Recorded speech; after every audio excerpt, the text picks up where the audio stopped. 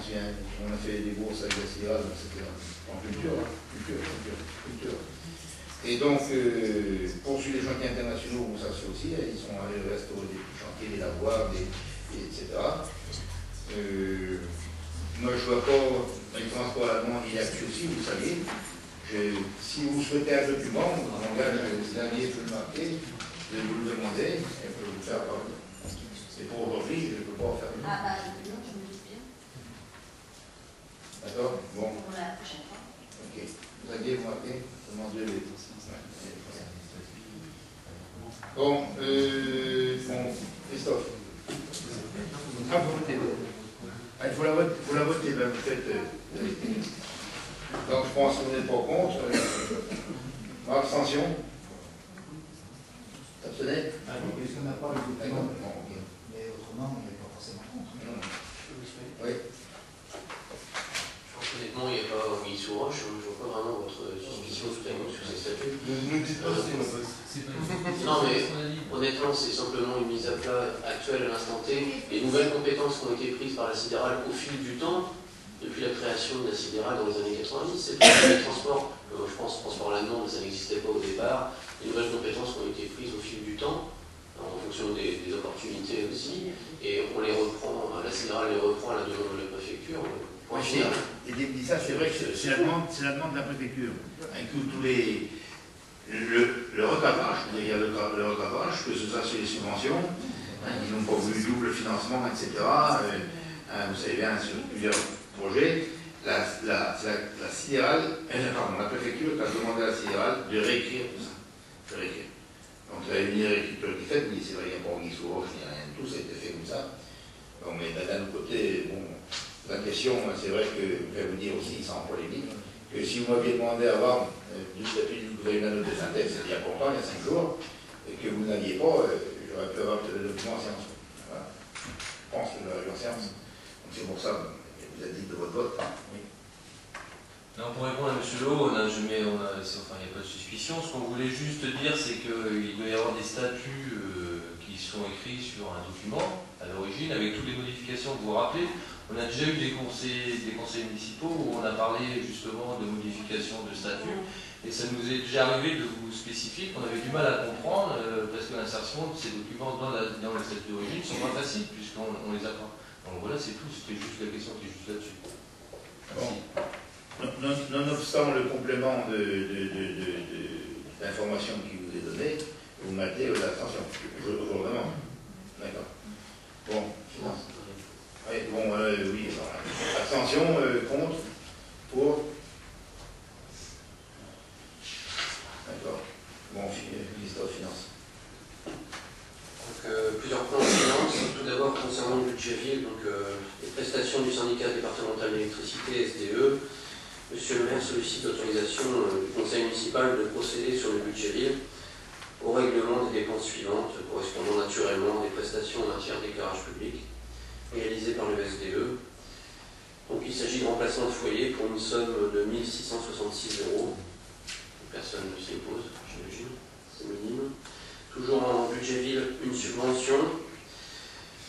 L'équipe d'échecs de l'école Jules Verne a été championne d'académie, a participé les 11, 12 et 13 juin dernier à la finale nationale à Aulnay-sous-Bois.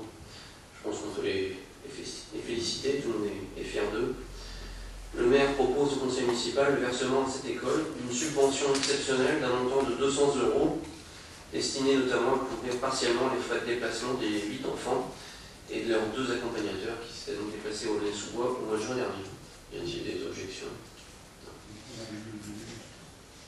Oui, tout à fait. On avait en plus fourni la logistique, puisque le minibus, un des minibus de la ville a été fourni pour ce déplacement, et en plus avec des maillots avec le logo de la ville. Effectivement. Pas de remarque. Budget ville, toujours une décision modificative. Le conseil municipal est invité à autoriser en section d'investissement la modification suivante. Donc, chapitre 21, immobilisation corporelle, dépenses en plus 32 000 €. Et on passe au chapitre 23, opération en cours, dépenses en moins 32 000 €. Il est précisé que cette décision est motivée par l'acquisition de l'immeuble 6 28 rue de Cadillac à à l'UDEAC, donc l'ancien bar de Sydney, et appartenant à l'époque à M. Le Taglianic. Cet immeuble et son emprise foncière seront ultérieurement cédés à la société Bâtiments et Styles de Bretagne, dite BSB, pour la réalisation de logements sociaux. Nous aurons l'occasion d'y revenir dans le conseil municipal tout à l'heure, avec plus de précision. Y a-t-il des objections, des questions? C'est clair, on l'avait déjà évoqué plus ou moins dans les conseils précédents. On finance toujours budget assainissement, cette fois-ci, une décision modificative. Le conseil municipal est invité à autoriser en section d'investissement la décision modificative suivante. Au chapitre 41, opération patrimoniale en dépenses, plus 3 millions d'euros. Au chapitre 41, opération patrimoniale en recettes, plus 3 millions d'euros également. Donc il vous est précisé que cette décision est sans incidence sur la section d'investissement, c'est une opération d'ordre, d'écriture. Elle autorisera la correction d'imputation comptable à l'intérieur du chapitre 23, en vue du transfert au chapitre 21, donc en imputation définitive, des travaux relatifs à la station d'épuration de Baudin. Donc c'est une opération d'ordre, vous avez bien compris, donc sans décaissement particulier, qui nous est imposée par la M14, la nomenclature en vigueur, pour notre budget municipal. Et donc c'est simplement pour constater les amortissements de cette station d'épuration. Maintenant que toutes les factures ont été payées, tout est réglé, on peut donc commencer à amortir, donc a priori sur 40 ans, comme c'est la coutume pour ce genre d'investissement lourd. Et donc ça vous est proposé. Donc à l'époque, quand les crédits ont été préparés par la ville, on ne sait pas forcément sur quel chapitre on devra les imputer au final. C'est bien souvent le percepteur et les nouvelles lois de finances qui nous les imposent. Donc c'est le résultat final. On commence à amortir la station d'épuration. Voilà le pourquoi de cette délibération. Y a-t-il des oppositions à cette décision modificative? Qui peut faire peur dans un premier temps, mais en fait, non. Ok. Budget ville 2010, un virement de crédit. Monsieur le maire informe le conseil municipal qu'il a procédé en date du 17 novembre dernier au virement de crédit suivant en section de fonctionnement donc, du chapitre 22, dépenses imprévues, section de fonctionnement, moins 10 300 euros, au chapitre 14, atténuation de produits, plus 10 300 euros. Il est précisé que ce virement de crédit fait suite à une demande de remboursement du ministère de l'économie, de l'industrie et de l'emploi, suite à un trou perçu constaté sur la subvention de fonctionnement versée au titre du FISAC et d'un montant total de 25 509 euros. Je fais juste une précision. En fait, ça n'impacte pas sur nos travaux qui avaient été réalisés au bout de Pontivy avec une aide du FISAC à l'époque, comme vous vous souvenez, du moins c'était là sur la précédente mandature. C'est dû simplement à une insuffisance d'animation commerciale de l'association commerciale en centre-ville. Donc il y a des critères fixés par le FISAC, ce qui ne veut pas dire que les commerçants n'ont rien fait, mais aux yeux du cahier des charges. En fonction du cahier des charges FISAC, il y a donc pas assez d'animation et de financement, surtout par les commerçants du centre-ville, pour ces dites animations, et donc in fine, ils clôturent le FISAC quelques années après. Donc on y arrive, et donc ils nous réclament un remboursement de 10 300 euros. Suite à cette opération commerciale insuffisante aux yeux du FISAC national. Nous n'y sommes pour rien, naturellement. C'est pour une perte un peu, mais c'est moins. Voilà. On a touché à trop perçu. Oui, bon, j'ai bien compris le système puisqu'il parle depuis très longtemps. Et ici, bon, vous avez répondu en partie à la question. Il est dommage, quand même, je pense que le centre-ville en a besoin, n'apporte plus bénéficier d'animation supplémentaire pour pouvoir activer cette somme. C'est tout ce qu'on peut constater. Puisqu'on a déjà eu des informations. La faute est au commerçant. Tout à fait. Mais, non, non, mais c'est ce que je... Ok.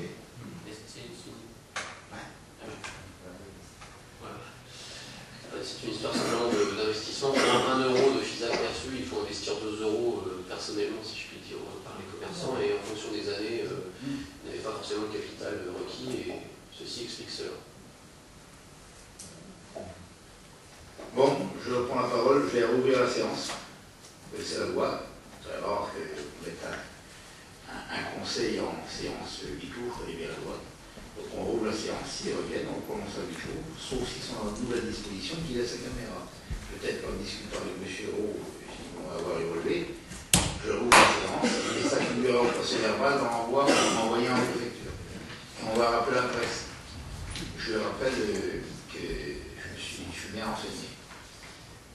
but n'est pas de faire le huis clos pour faire le huis clos. Le but est de le faire, qu'il y ait des débats. Et je pourrais communiquer auprès du préfet que le huis clos a été décidé pour mettre à la porte un million. Pour le mettre à la porte dans un premier temps, lui demander de ne pas filmer. Et que, bon, après une longue patience de ma part, il a continué. Donc maintenant, le procès verbal, le procès verbal doit acter que la séance est ouverte. Et les portes sont ouvertes. Alors, je ne sais pas si les portes sont ouvertes, j'espère qu'elle va rester ouverte. Si vous êtes occupé, regardez bien que la porte reste ouverte. Le procès verbal mentionnera que la séance s'est pas tournée entièrement à huis clos, sauf si on vient de le faire. Ils vont monter. Peut-être pas. La raison va peut-être emporter. On va voir. Oui. D'accord. Si reviennent sans caméra, pas de problème. Bon, Christophe. On continue les points finances ce soir.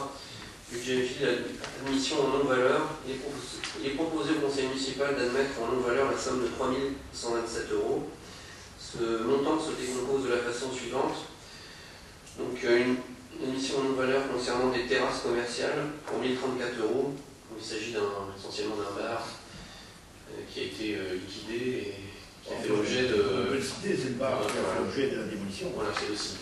En liquidation judiciaire. Et nous n'étions pas créanciers principaux, prioritaires, naturellement, vous l'avez compris. Un trop versé sur marché public, donc pour 2028 €. Je passerai les centimes à chaque fois. Donc là, c'est également une défaillance d'une entreprise de travaux publics, l'UDSN, je ne sais pas si je dois la citer. Donc nous n'étions pas créanciers prioritaires non plus, et le marché initial qui avait fait l'objet d'un versement par la ville n'était pas tout à fait honoré, donc les travaux n'étaient pas tout à fait terminés.